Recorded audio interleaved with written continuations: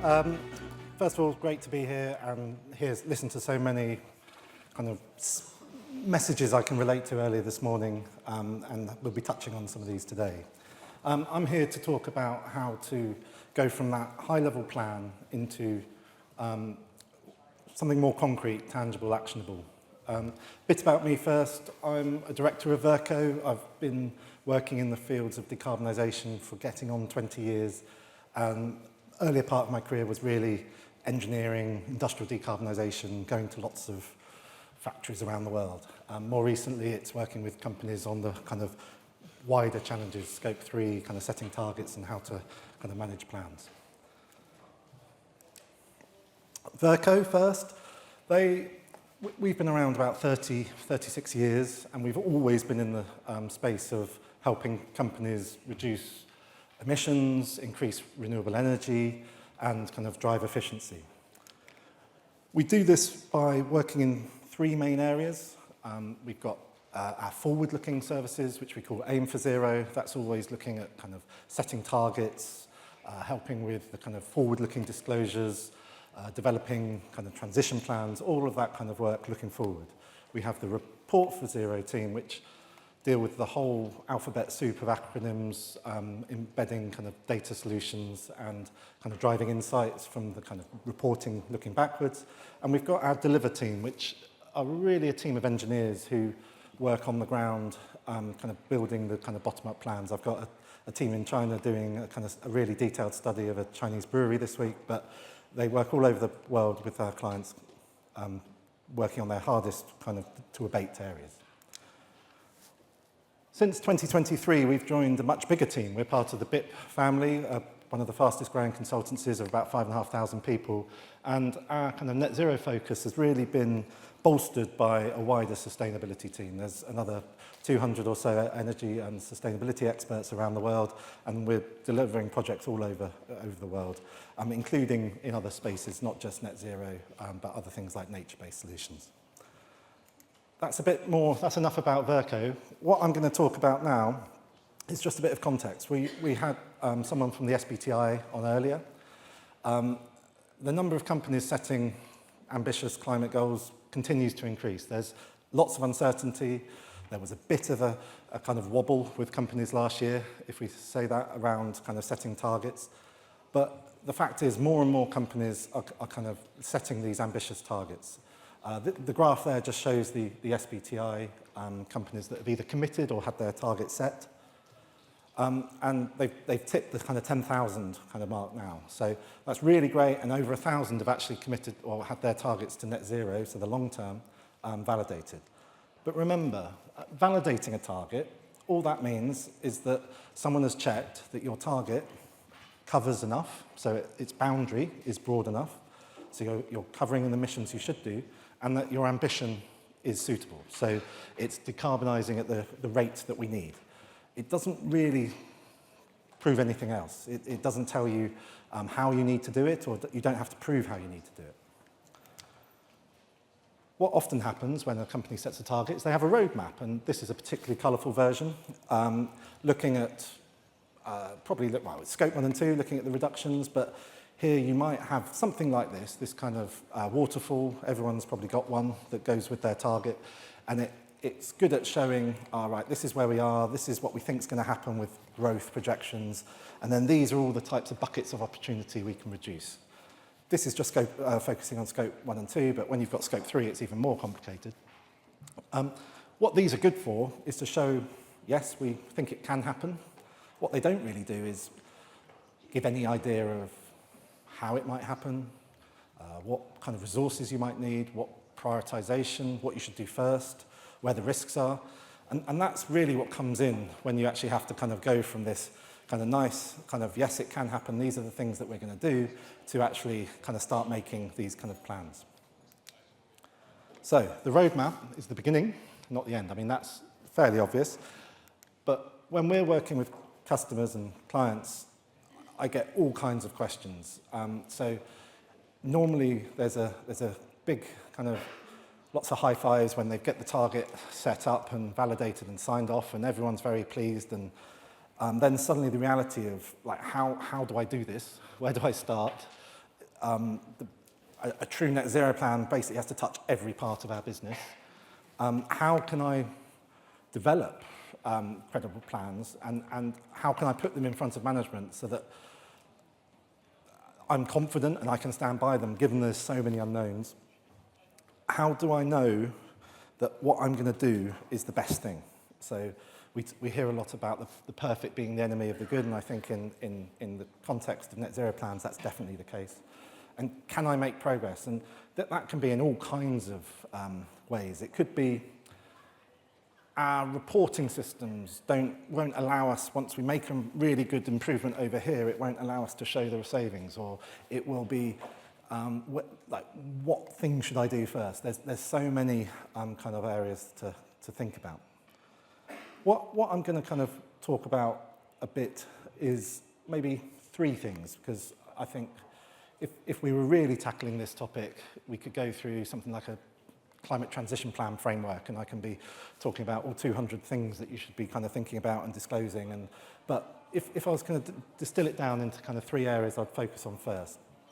The first is, we've really heard this mentioned earlier today quite a lot, and it's really, you would put this about any kind of change kind of program, but engaging senior leadership as early as possible. That's really, obvious when you kind of look at it. But what that means is ensure there's sufficient knowledge and accountability in the senior leadership team, because what I kind of find is that they've maybe understood, yes, we've set a target, you've presented a roadmap, yep, the kind of CSO or equivalent seems to be happy, but they haven't really understood the depth and the kind of what is required. So kind of making sure there's a minimum knowledge in the leadership, and making sure someone at the highest level is accountable for the targets. The second point is probably the thing that I've heard most today, is make the business case for why kind of aligning to net zero is the right thing to do. Harder than it sounds, harder than it is said, but I think as kind of sustainability professionals, we've been kind of relying a bit on this. It will be a license to operate. It will be, you're going to have to do this. If you don't do this, you're not going to be able to kind of be up against the competition. I'd say the last few months have probably put that in question. We're all very optimistic, but I think it is really pushing the kind of, it needs to be a business case. It needs to stand on its own 2 feet. And then the third is be very ready to answer some of the difficult questions, which is, well, how much is it going to cost? And then think about how you can present that back with the kind of business case context. So it will cost this, but it could reduce OPEX by this. It could do all these sorts of things. And so we've really got to kind of translate these kind of net zero roadmaps, plans, into something the kind of senior leaderships can understand. So if we want to hit our near-term target by, say, 2028, it will cost us X. If we want to hit our long-term target by 2040, it will cost us Y, and different scenarios around that. So that's the first point. The second point is net zero, it's long-term, okay? And it's sometimes difficult for businesses to understand. It's a bit unusual in that respect. So you've got loads of short-term actions. You've got things that you can do right now. But there's also a lot of uncertainty around what will the final solution be, what could we do in the future. So it's really important to consider multiple timeframes in the plan. So always make sure you're making progress. So there should be a short-term plan, and it's operated like businesses are familiar with. They run capital programs, they run all kinds of things where they have a Gantt chart of projects with X, Y, and Z to be done by when, done by who, and all of this kind of stuff. That is important, so we don't kind of delay action. There is a medium term, which is where you have to kind of work a bit backwards. So these are typically the types of opportunity which you might not be able to do today. So if we took an example that you are waiting that there's a particular plant replacement cycle, or there's an asset that needs replacing in 2029, or that, and that is the opportunity to make an upgrade, or that is the time that you have that kind of opportunity. You then have to understand, right, work back from that. At what point do we have to decide on the technology? At what point, when is the latest we can leave the decision so that we're confident we're making the right decision? but have that visible, because I think the kind of risk is that companies start getting so overwhelmed in the short term, they start missing the kind of enabling works they need to do for the medium-term opportunities, which are often significantly higher impact. The last bit is the long term. There will be uncertainty in more or less any company's net zero plan. And it's really important that someone is keeping an eye on the future, as in, what's the regulatory landscape? What's the other commercial landscape changing? Is this changing the viability of what we think our final stages of decarbonisation? So keeping an eye on the long term is also important. The last kind of point I was going to make is around maintaining net zero progress is essential. Someone, even a team, needs the kind of capacity to be able to understand whether you're on track. If you look at this is a very simple kind of structure. You've got your kind of different kind of functions. The functions in blue are typically the ones that you're probably targeting for the delivery. So they're actually got the plans, they're doing things, they're executing various kind of actions. The orange ones are kind of functions that have to support this. And so it might be R&D, kind of creating a new packaging type or something like that, which will then reduce your material use or allow you to do something differently. Strategy and allowing you to understand kind of where the kind of your sales and growth are coming from. All of these things have to be understood to make sure that you're actually kind of, I guess, driving the bus in the right direction whilst everyone's busy, head down, kind of doing their jobs of their kind of plans to reduce. So some kind of capacity. We talk about a role of a net zero program lead or a kind of overall kind of net zero manager. Something like that is important when you're getting into the kind of years 3, 4, and 5 of a plan. The good news, I mean, I would say the net zero challenge has just got simpler. We've been working quite hard the last few years developing a platform that embeds some of our kind of net zero know-how that we've been accumulating over the last few decades. And I would say that we've got something that will help. I guess it's not the silver bullet. There is still a lot of effort and a lot of work to do, but it does take out some of the kind of challenge. So My Verco, we launched last year. It's a single place, a single kind of store of all your net zero information. It will have all your projects, initiatives, your footprint data. And what it allows you to do is keep an up-to-date view of your net zero progress, but also look forward about what are the scenarios that you can kind of envisage to get you to your kind of target. And that's that kind of up-to-date view. And this was really born out of our customers always asking us to update their roadmaps. Like, we need a view to kind of, how are we going to do this? What has changed in our suppliers' projects expectations or our on-site? Like, what is it? And those roadmaps are just point-in-time views, whereas what we've done is try to create it a bit more kind of live. It's in 3 modules. So we've got My Performance, My Pathways, and My Projects. And these allow the flexibility to kind of meet different needs for companies. My Performance is a energy and emissions management system. It deals with really high frequency data. It's got all the kind of AI and machine learning to help spot anomalies and translate those into reduction opportunities. It allows you to track your performance. But then we move into My Projects. And what My Projects is then the inventory of all of your emissions reduction initiatives across scope 1, 2, 3. And that's where we can then start saying, you've got a gap. Have you thought about this opportunity? So start recommending opportunities to close the gap. And then lastly, we've got My Pathways, which is really a view of all of that information against your kind of most recent footprint data and the various kind of forecasts and other bits of information that we're feeding into the system. So it's very much forward-looking. This is how you might do it. This is what it might cost. This is what percentage of your opportunities have a particular risk profile or need or a particular stage in their development. And the reason that this is compelling is because when you boil it down and you actually embed and operationalize a net zero plan, you have got tens, if not more, if you're a kind of global company with lots of regions and different departments and divisions. You've got so many stakeholders who are responsible for different parts of it. It is so hard to get the overall view. You might only get that once a year, and it be 3 months after your year end, and it goes just a week before your CR report or something similar. Whereas this allows you to kind of review it before budgeting, review it before kind of, I don't know, strategy days, all of the kind of reasons why you might find it interesting. So, looking a bit more about what I've spoken about today, I think, and some of these are messages I hear all the time, is don't let the future uncertainty detract from making progress today. That short-term plan is so essential. You have to keep driving forward. Don't let, I'm not sure what my final stage decarbonisation is going to be. I'm not sure how this segment or category is going to decarbonise fully.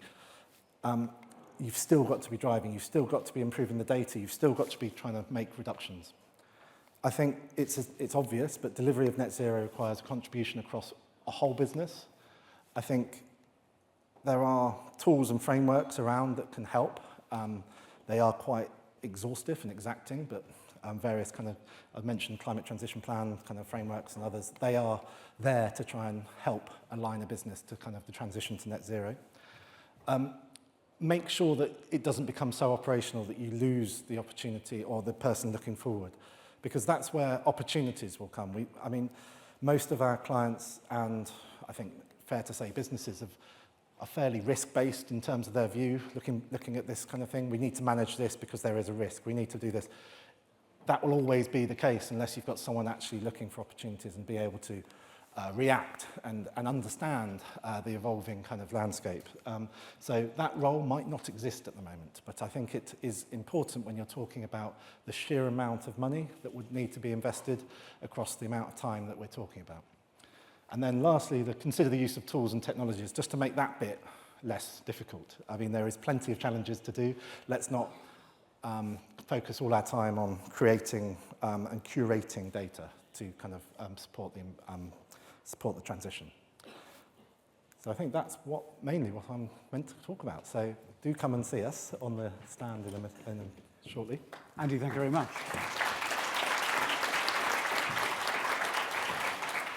Any questions for Andy at all? There's a person over here. Is Charlie the mic in the room? No. Well, I tell you what. Sorry, let's go without the mic. Just shout nice and loudly. Hi, so I'm Beth from Watergan Sustainability Consultant, and I think it's really great to talk about like the process of, making actions for our net zero strategies. But I think the stumbling blocks that I found for a lot of our sort of customers, clients, is that if they don't have scope for that R&D within their own team, the actual creation of those projects, they don't know how to go about it and how to start it. Do you have any guidance around those people who are looking to actually understand, they're not at the point of having that data and the impact of that project yet? Where do those customers start? Can I just let our people online hear the question, which is about where do customers start? We've got the microphone now. Really, really quickly, so our online friends can hear the question. Really briefly. So, talking about the process of turning net zero strategies into action, I think the stumbling block for a lot of companies that don't have scope for the R&D within their own business is that they don't know how to actually quantify a project. For those companies, do you have any sort of tips or guidance on who or where to go to start scoping those projects to understand what they can do within their business? Yeah, great. That's a great question. I think it comes to quickly having a method to assess materiality, first of all. So if it is in an area that is high emissions, and you can start putting together some kind of fairly high-level kind of estimates to build a case to say this is something that is important and we should look at it and try and make a case to actually get in some expertise or get in some kind of other guidance or work with an industry collaboration kind of group or something like that to kind of actually start progressing it, because there are tons of ideas, you're right, and they'll be on a long list, and it will say we'll have to do all these things, but so many of them don't get past that minimum kind of requirement. But setting out some kind of basic framework to say, is this emission source or activity really important to us? Yes, if it is, what do we think it is? High, medium, low impact? What do it, like the kind of discernment matrices, if you're going to do kind of management consulting type words, to kind of get people focusing on the right thing. And then it's a case of, for that particular topic, who knows the answer and how much will it cost us to understand? So it is difficult where to start, but the kind of materiality approach, make sure you're kind of always saying, is this the most important thing we should be doing? Is this impactful? And then kind of hone it down that way and try some kind of estimate. But yeah, it's not kind of quite the easy answer to your question, but that's how I'd approach it. I'm grateful for that question because it's exactly the subject that Andrew and I were talking about before you came on stage. And I was going to raise it as a question anyway. It's about taking those early steps. Thank you very much for the question. Andrew, thank you very much indeed for that explanation. You're around and the Verco stand is out there. Should people have any further questions? Yeah, is that the case? Yep. Go and see Verco if you need to know more. Brilliant. Andrew, thanks a million. Thank you.